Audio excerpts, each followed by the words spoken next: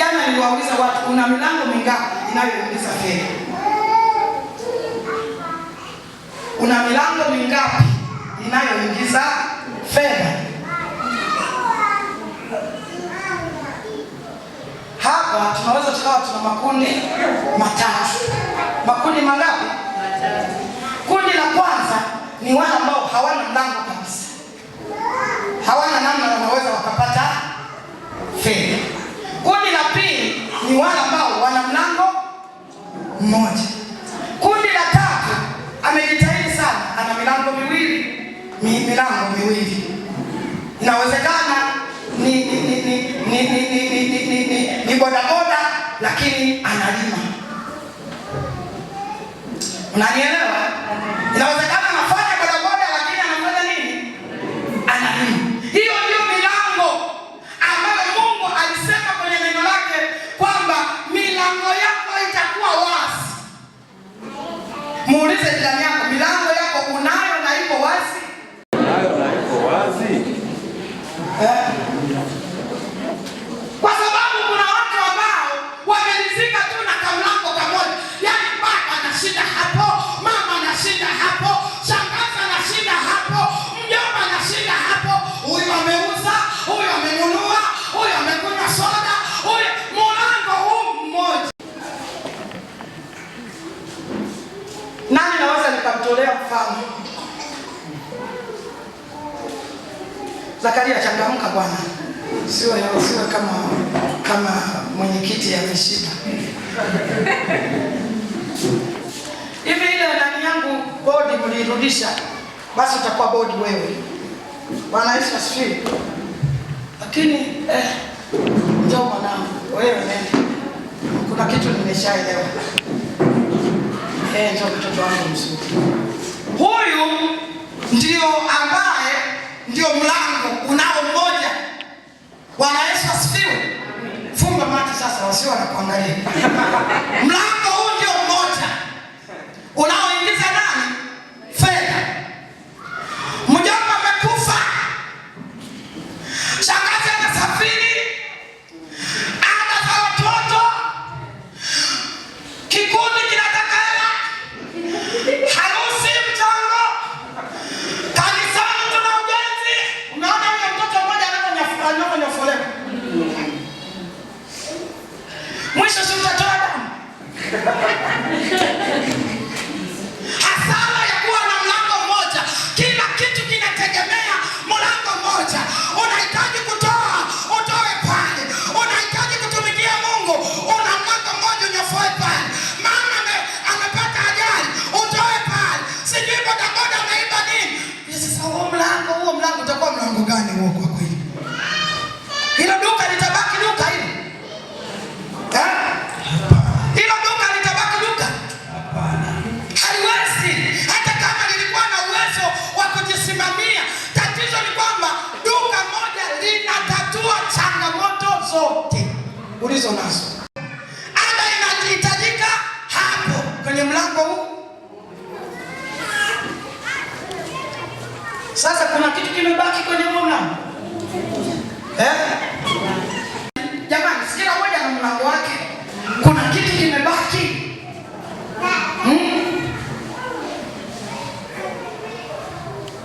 Sema Bwana, asubuhi ya leo nisaidie kufufuka kwako, kufufuke na milango yangu iliyofungwa katika jina la Yesu. Ile nguvu ya ufufuo ifufuke na milango yangu iliyofungwa katika jina la Yesu.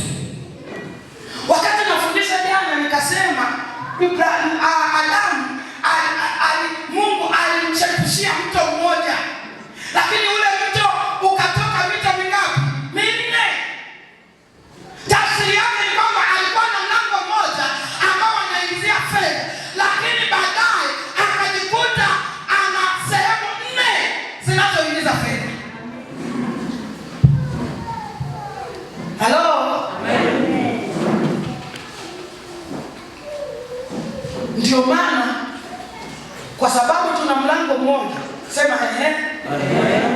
Ndio maana tunalalamika.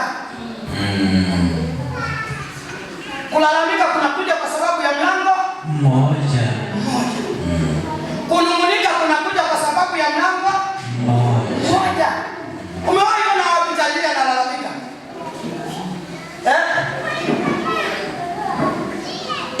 Yaani tunanung'unika kwa sababu mlango ni mmoja unaoingiza. Yaani unaweza sasa kitabaki nini humu? Mtaendeshea nini mtaji? Kwa sababu mlango ni mmoja. Leo Mungu akufungulie malango katika jina la Yesu. Amen. Nasema leo Jehova akufungulie malango katika jina la Yesu. Nasema leo Mungu akufungulie malango katika jina la Yesu.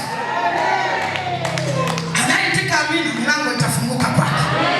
Nasema anaitika amina, milango itafunguka kwake. Nimekuja mahali nikutangazie kwamba kuna kufufuka kwa Yesu. Kutafufuka na milango yako iliyofungwa kwa muda mrefu.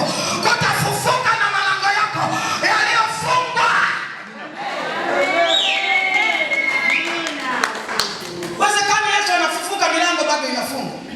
Yesu anafufuka milango bado imefungwa. Pasaka hii itaacha alama kwako. Tutakapokuja Pasaka ya mwakani utakuwa na malango manne.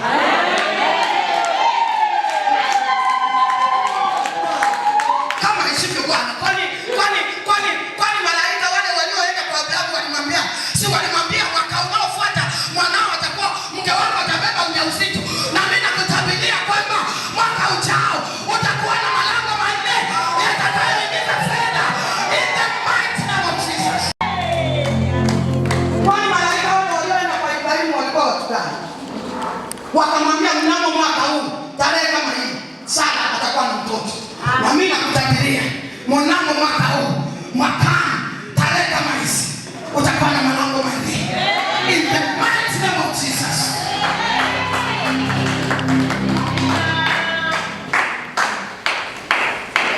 Haiwezekani Januari jua linazama linatokeza, yani baba naye alikuwa anafanya biashara na ameacha na shinda hapo kwenye kaduka kasoda, wakiza chips wanakula mna kitu. Leta na soda tunakunywa, mtoto anakunywa soda, baba kungu nakunywa soda, chukua na wewe.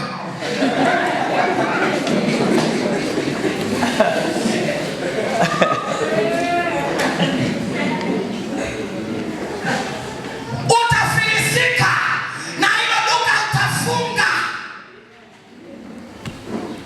Pointi ya tatu ambayo Yesu nataka nikufundishe, kwa sababu najua utakuwa na malango, lazima nikuwekee misingi.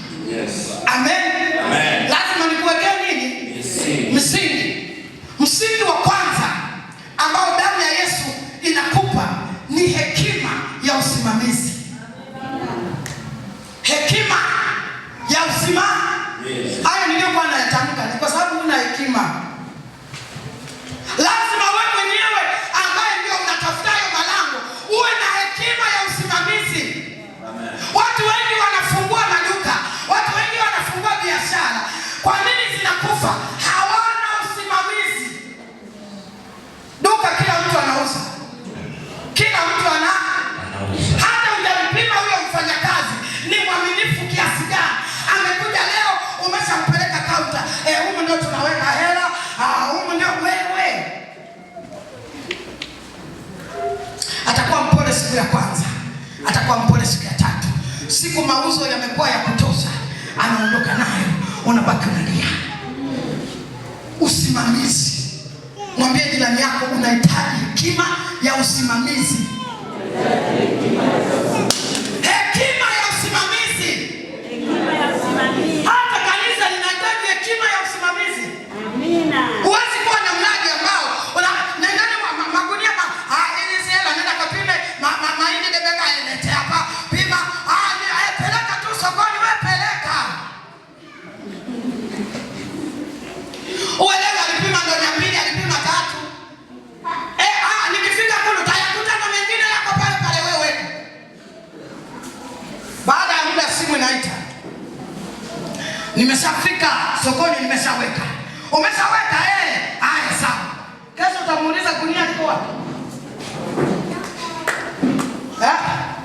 Una mamlaka ya kumuuliza gunia liko wapi? Mmeshamalizana kwa simu, nimeweka. Utakapomfuatilia wewe, mbona gunia ziko tatu na mimi niliweka zilikuwa 4? Ndio maana nilipigia simu. Usimamizi. Watu wengi tuliokoka tunaamini watu kupita kiasi. Lazima uwe na usimamizi kwenye kazi unayofanya.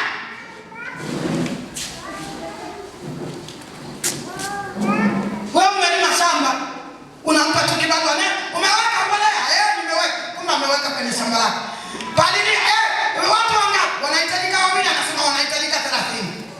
Shamba lina majani mengi. Sasa kwani umefika shambani wewe? Lina majani mengi. Mimi nilikuwa naona Pastor Chris na baba wamepeleka gari gereji wako pale. Waangalie fundi kama anaondoka na kifaa. Labda waliache kwa sababu yani mpaka wamemwamini yule mtu ndo anamwachia gari. Na kwa sababu hatuna elimu ya gari,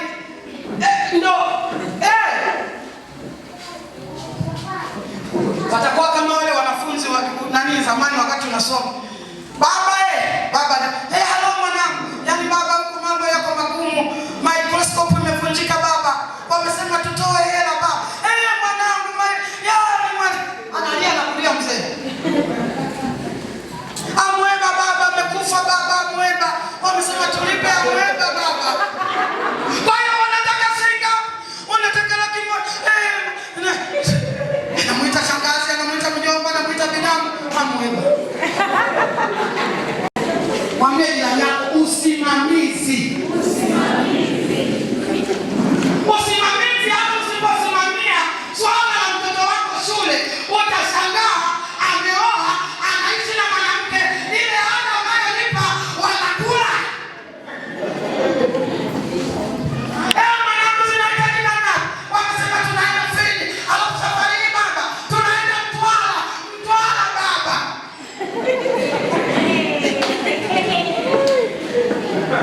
Mtwara. Kumbe yuko Dar es Salaam Mikocheni. Baba anasema zinahitajika ngapi? Baba wakasema kule 200,000, alafu na hela ya kula 3. Kumbe anapigia mahesabu na ya kula mke wake.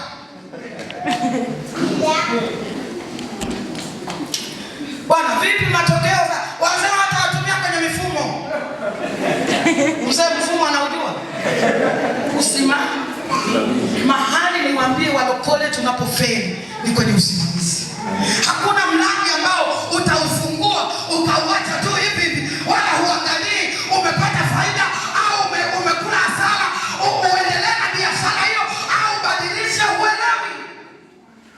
Wewe ni kujumuaka tu. Leo Alhamisi wanajumua, najumua. Uelewi kama unapata faida au hasara.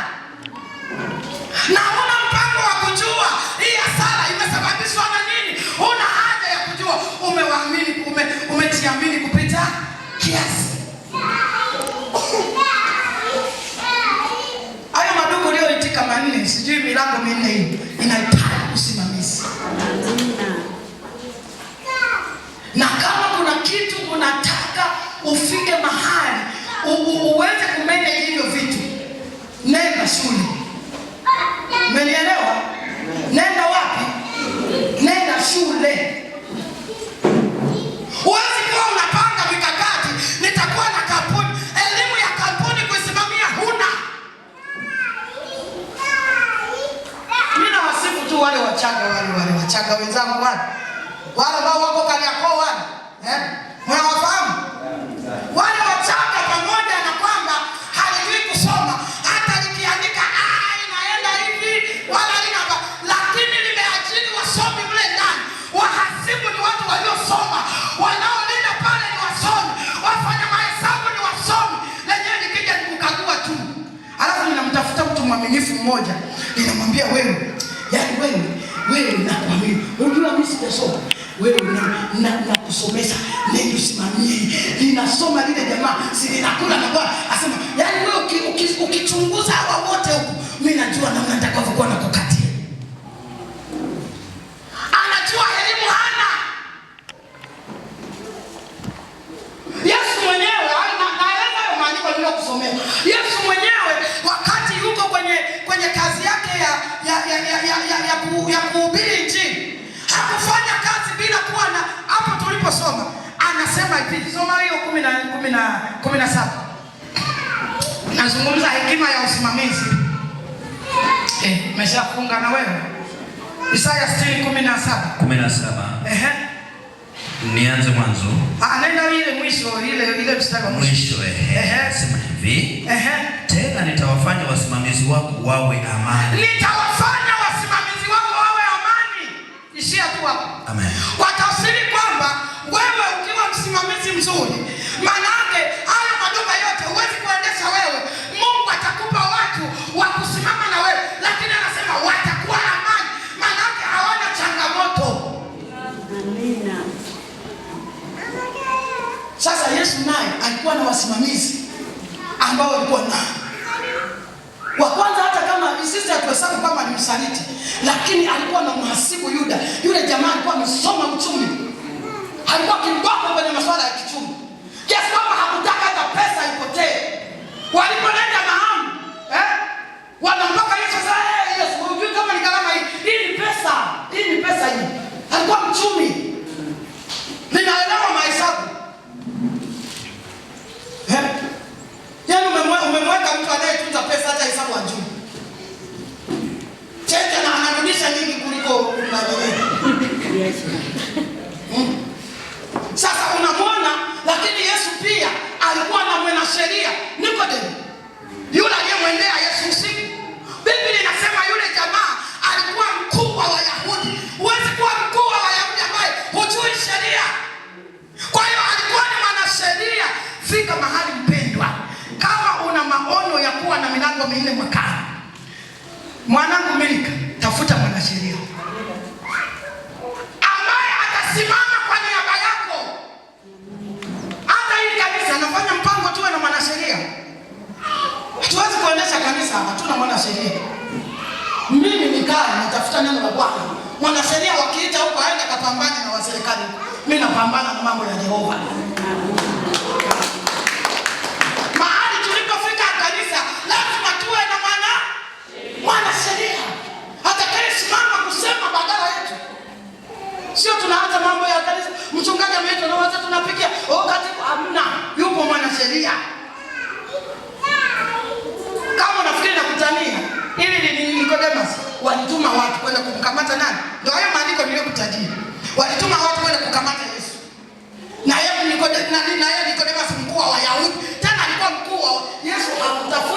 Hakutafuta mwanasheria nje ya kabila lake, alimtafuta Myahudi.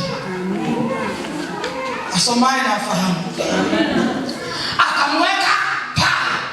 Majamaa yameenda kukamata, yakafika kule, yakakuta Yesu amewaka moto, anatoa neno mpaka viwete wanainuka. Wale watu wakarudi wakasema, mbona hamjamkamata? Wale watu wakasema, hatujawahi ona mtu ananena namna hii. Hatujawahi, tunamkamataje sasa? Sasa wakasema, na wewe ni Nicodemus, na wewe na wewe umeshindwa kumkamata. Nicodemus likasimama kama mwanasheria wa Yesu, likasema hivi, hebu niambieni, sheria yetu inasema tumhukumu mtu kabla hatujamsikia. Tumhukumu mtu kabla hatuja. Alimtetea Yesu, alikuwa ndo mwanasheria wake.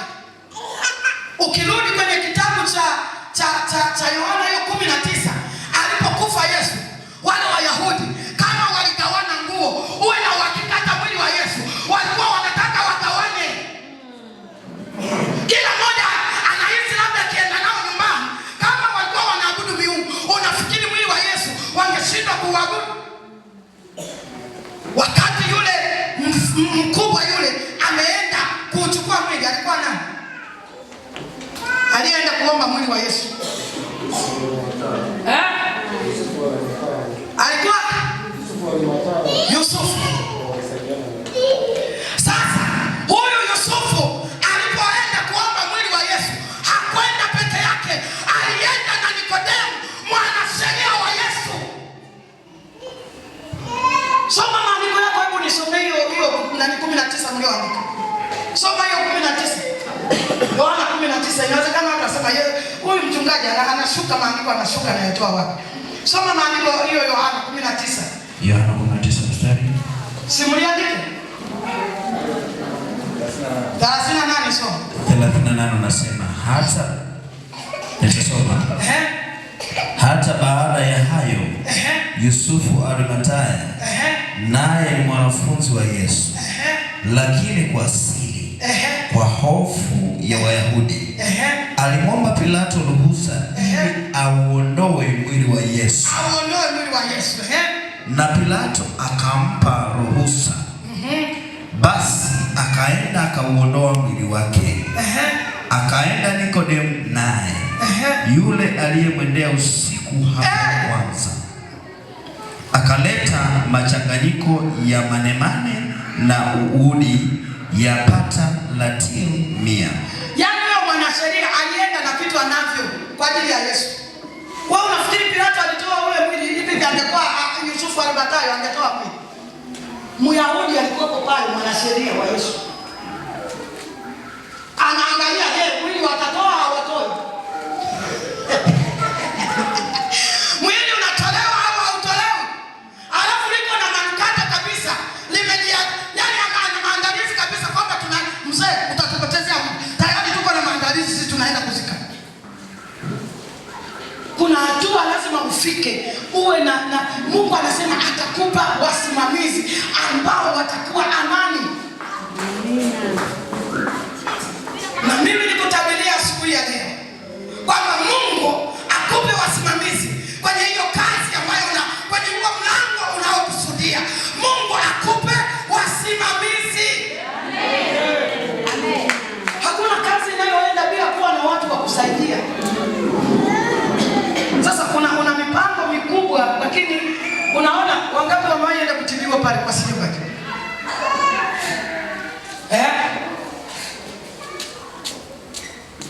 pesa mnalipa wapi? Dirishani yuko nani? Keshia ni nani? Nauliza, keshia ni nani? Mke wake. Yaani mama ndo anakusanya pesa. Akishamaliza analipa wafanyakazi. Keshia, sema keshia. Kama una malengo ya kuwa na mipango ya watu ambao unajua utakuwa na milango hiyo, tafuta mhasibu aliyesoma. Ikiwezekana katika familia yenu, mpeleka aende shule akasome. Kufanikiwa kunahitaji uwe na mawazo. Si kunasema kanisa la International. Huko mbele, yani bado kidogo tu mbele huko. Yani someseni watoto. Amen. Amen. Somesha mtoto wako aendane na kitengo ambacho unaona wewe hiki atatembea. Hapa tunahitaji madaktari. Hapa tunahitaji walimu. Hapa tunahitaji wahasibu. Hapa tunahitaji, kuna watu ambao tunawahitaji. Hata wewe kwenye kampuni yako unawahitaji. Mzee, unatakiwa uende mbali. Ujifunze mambo ya kompyuta, namna ya kuchanganya rangi. Ili uwe na wafanyakazi wanaofanya kazi. Huwezi kufanikiwa, yani ikiwa duka unauza wewe mwenyewe, huwezi kufanikiwa. Huwezi kufanikiwa. Nimeongea Kiingereza kibaya. Nasema kama duka unauza mwenyewe, huwezi kufanikiwa. Mteja akisema nataka unipe kitu fulani, unafunga, unaenda store. Unaenda unachukua. Unarudi unamwambia hiki hapa. Alafu unamtafutia mkokoteni. Unarudi tena dukani. Si ndio? Lazima uwe na watu ambao wanasimama nyuma yako. Yesu alipomwambia kwamba milango yako itakuwa wazi, aliandaa na wasaidizi. Kwa hiyo wasaidizi wapo, ni wewe tu kutafuta malango. Watu wa kukusaidia Mungu amewaandaa.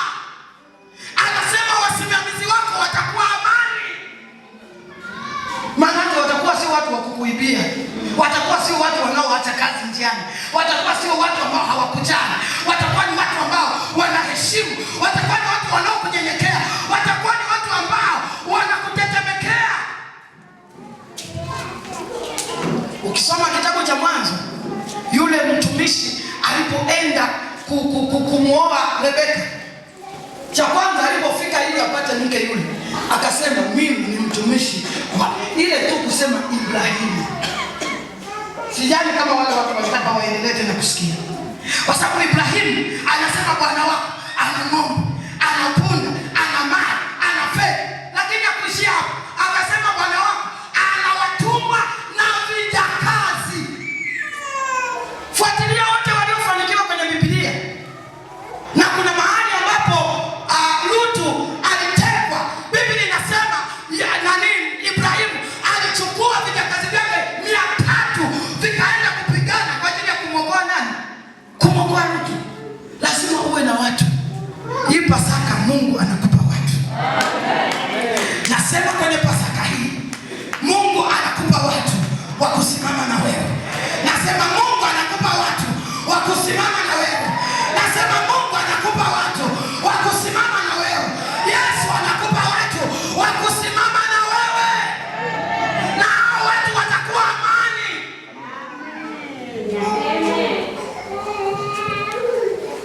Anza kufikiria mipango yako. Lazima ujue masuala ya usimamizi.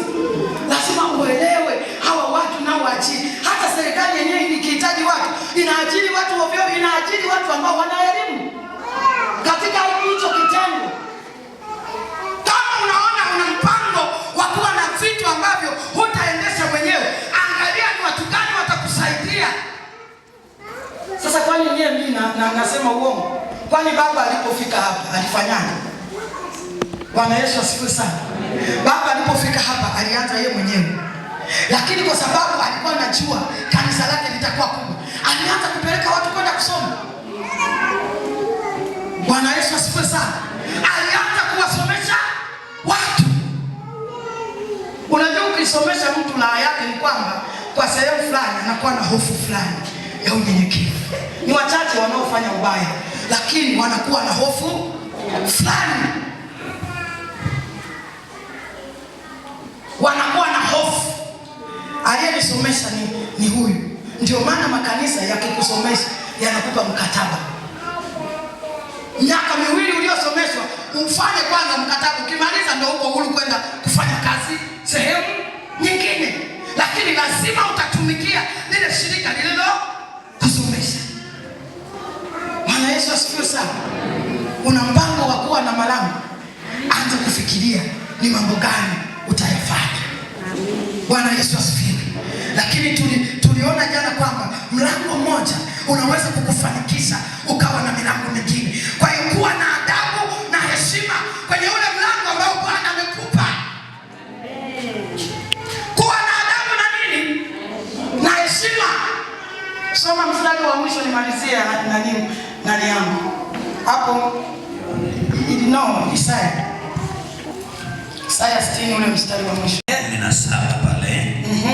Nasema tena nitawafanya wasimamizi wako wawe amani. Na hao wakutozao fedha kuwa haki. Hao wakutozao fedha. Pointi ya pili ni kwa Mungu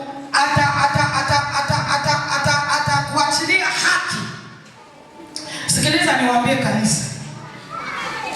Zimebaki dakika 3 tu turudi nyumbani. Dakika kama 10 tuende wapi? Nyumbani tukasherehekee Pasaka yetu. Lakini nataka kwa dakika hizi 3, kama unataka kuwa mtu ambaye unataka kufanikiwa, hebu soma hapa. Anasema wako mstari huu. Wewe wako nataka hapo. Badala. Nitasoma. Badala ya shamba hapo mwisho uliposoma. Hapo mwishoni. Tena nitawafanya wasimamizi wako wawe amani. Lakini nataka nikwambie, ili kazi yako iwe safe na nchi ipate kukuelewa, usiwe ni mtu unayefanya biashara una muunganiko na TRA. Wafanya biashara wanaofanya biashara wanaweza kaniunga mkono ambao wako hapa. Serikali haiwezi kukuamini kama haitaona uaminifu wako katika malipo ya nini? Ya TRA. Watu wengi wanafikiri kwamba ngoja pana nafanya nani? Yaani pale serikali inachokifanya ni kitu kimoja. Inafanya hivi. Kwa mfano, umeenda unahitaji kitu kutoka kwake. Wale watakachofanya wataangalia. Ndio maana unaona watu wanaochukua mikopo ni wale ambao wana TIN namba. Maana wanalipa mkopo, wanalipa kodi. Unashindwa kupata mkopo kwa sababu huna TIN namba. Na TIN namba inakuja kwa mtu anayelipa kodi. Sasa wewe umelizika na nyanya chungu, unauza, wakitoa 500 ile, unaona haina shida. Serikali inashindwa, haiwezi kuamini mtu ambaye yaani wanahesabu kwamba wewe unafanya biashara, hawaamini kwamba ufanyi kabisa, ila unaibia serikali. Kwa hiyo hawawezi kukuamini. Ili uaminike, ni lazima uonekane kwenye mifumo yao. Wewe unafikiri mambo yangu maneno utayafanya bila kuwa na ushirika na serikali? Uwezi. Kama unataka kwenda mbali, tafuta biashara ambayo utakuwa unalipa kodi. Elimu mpya leo, mchungaji, elimu mpya. Tafuta biashara ambayo utakuwa unalipa kodi ili serikali kuamini. Hasa sana mchungaji, tena kulipa kodi. Yesu mwenyewe alilipa kodi. Yesu mwenyewe alilipa. Mimi niwaambie ukweli, nawaambia wanangu, kama tutaendelea na biashara hizi za kona hivi, hatutafika. Lakini tukiamua kujitokeza, hata watu wanaweza kutuamini kwa sababu anajua pale una leseni, anajua una TIN namba, anajua una nini, anajua una nini. Ni rahisi hata benki kukuamini, kukupa mkopo. Sasa utapataje mkopo? Watakukamataje? Ndio maana jambo la pili, lazima uwe na akaunti benki. Tuna akaunti hapa kweli? Kama mlisikilia, yaani Yesu alikuja atengeneze mambo yetu ya mwili. Benki, nilikuwa na bosa hapa. Kuna kipindi tulikuwa tunahitaji pesa. Tulipoenda benki wakasema hivi, tunataka tuangalie namna pesa yako inavyoingia na kutoka ili tukupe mkopo. Ndio umefungua jana. Wanakupaje mkopo? Yaani mimi nakwambia saa hizi unataka milango 4 ifunguke. Umepata 10,000, nenda kafungue akaunti. Hata kama Jumatatu utaenda kutoa hela hiyo, ili mradi benki imetoka. Benki hawana siku nyingine jana umetoa leo. Wanachoangalia ni ule mzunguko. Kwa hakikisha mapato yako unayoyapata unayatunza benki, usitunze mfukoni.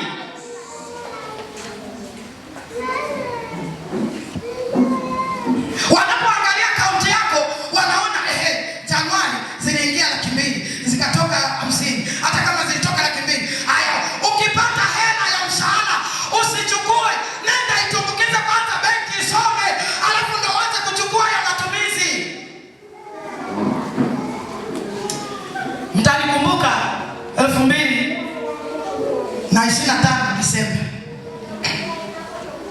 2025 haya maneno ninayosema. Mtanikumbuka 2025 Disemba. Hakikisha pesa yako unayopata usitumie kwanza kabla haijazunguka benki. Hii ufunuo ni Roho Mtakatifu amenipa. Sijasoma mimi mambo ya benki. Lakini nataka hata sasa siku yenyewe hawakopeshi yeye. Ndio maana ukiingia mwanachama leo wanasema ukae miezi mitatu. Kufanya nini? Wakuchunguze.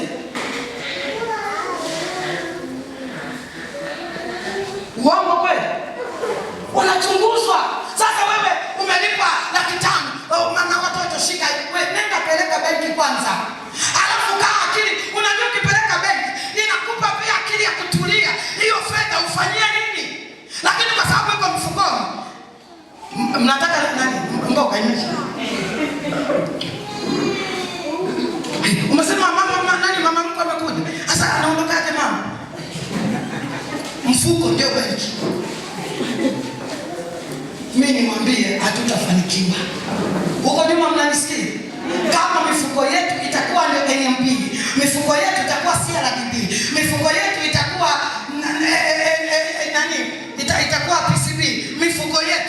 hatutafani, kwa sababu tuna huruma.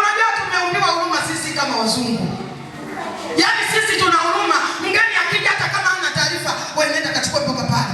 Ya mzungu una taarifa, hata chai huwezi kunywa. Sasa ni bora pesa yako iwe wapi? Benki kwa usalama. Halafu inakufanya utulize kichwa, ufikirie nini ufanye. Bwana Yesu asifiwe sana. Cha pili, ukiwa unafanya kazi kama mwanangu hapa, usiruhusu wanaokupa pesa waingize kwenye laini yako ya simu unayotumia. Tafuta laini ambayo itakuwa inaingiza pesa tu, kwa sababu ukiingiza kwenye laini unayotumia, mara na mkopo ulikopa wanakata mji, mara vocha imeisha unanunua chai pesa tatata unapata. Kuwa na laini ambayo ni alipa tu, ni pesa tu. Na wale watu usiruhusu wakupe fedha mkononi, waambie akaunti namba yangu 0789 message itakuja. Amen. So unapewa pesa mkononi namna hii, wameshinda waambie lipa namba fulani. Ila yani kwanza nakupa heshima yule jamaa. Anamwambia ndio heshima unaanzia hapo sasa. Lipa namba fulani. Sio sasa laini ya simu hiyo. Halo, hujambo? Kimeingia kinani? Imethibitishwa. Mama, ulisema una nani? Imeingia.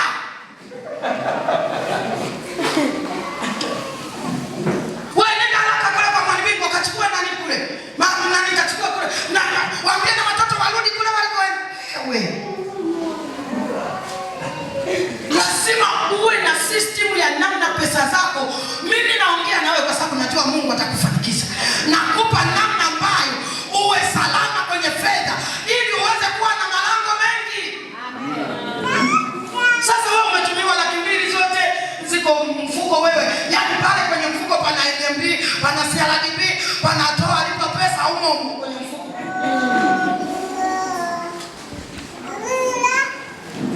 Jamani niwaambia DJMI ni chuo. Haya masomo nayo wafundisha huko wanalipa nini? Wanalipa hela. Wewe unapewa kule Kristo amefufuka. Mama Grace, uongo ninachoongea? Wewe ulipata mkopo kule bila kuwa 30 namba.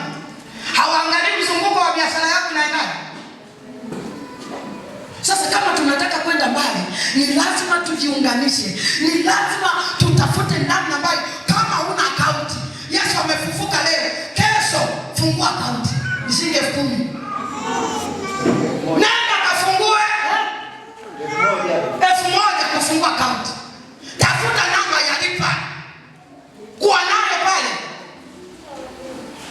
Mzee, wale wazazi wanao waambie lipa namba fulani. Alafu nakaa kidogo naona haijathibitishwa, hamjalipa. Halafu usiwe mhasibu wewe mwenyewe. Usiwe mhasibu wewe mwenyewe. Hizo ndio kanuni za fedha. Unatakiwa uwe na mtu ambaye unamwamini anatunza hizo pesa ili iwe rahisi kumkagua. Sasa ukiwa wewe mwenyewe, nani atakukagua? Ndio maana nafeli, kwa sababu mimi nakumbuka mwanangu huyo wakati mdogo. Inawezekana yeye amesahau. Kakiwa na miaka 3 hansi. Nimeandika, si unajua mambo ya kichanja, umeandika vyombo pale vya udongo sijui nini. Bahati mbaya glasi ikadondoka chini, pa, ikapasuka. Sasa mimi naona mtoto anafurahia, sijui anafurahi nini. Mama, sasa utampiga nani? Kwa sababu alijua akiangusha yeye, nitampiga yeye. Sasa nimeangusha mwenyewe. Nilishindwa hata kuongea, lakini moyoni nisema mwanangu, najipiga mwenyewe kwa sababu nafahamu. Kwa kuna mambo ambayo kama unataka kwenda mbali, umeshinda kuwa na mtu wa kutunza fedha kwa sababu bado una hali ambayo hujaenda mbali sana. Fungua akaunti, awe ndio mhasibu wako.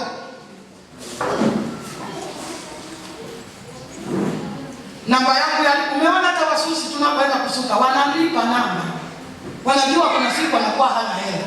Au iko kwenye simu, lipa si ndio jamani? Mambo mangapi ni mnawaelekeza kuwa waumini wa TRA na nini, kufungua akaunti.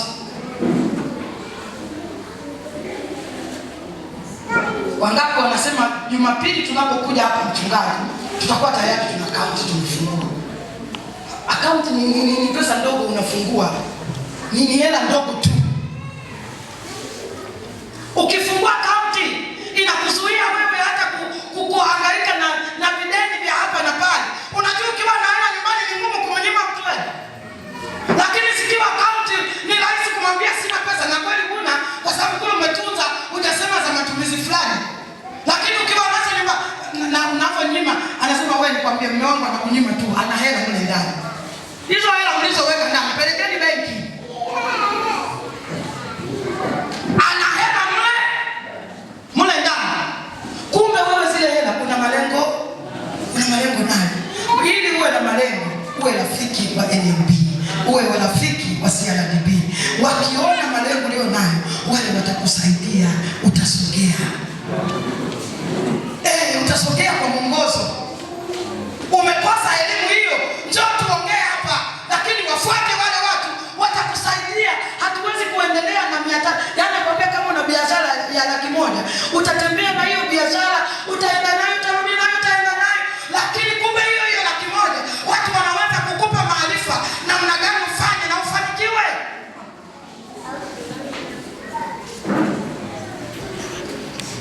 Mungu akupe wasimamizi kwenye hiyo biashara. Nasema Mungu akupe wasimamizi. Mimi sina mashaka, najua malango haya yamefunguka. Ila yanahitaji akili yako wewe mwenyewe ujue namna ya kutembea nayo. Lakini nchi ikiona mfululizo wa mambo yako, inajua huyu ni mzalendo, inakusaidia yenyewe. Lakini mimi sina uhakika kwamba watu hawafanyi biashara, tunaibia serikali. Tafuta kitu ambacho utalipa kwetu. Ili uende mbali. Wanaotaka kwenda mbali, tafuta kitu cha kulipia. Wewe unayetaka kuishia Mwashoma, Mungu akubariki. Simama kwa miguu yako.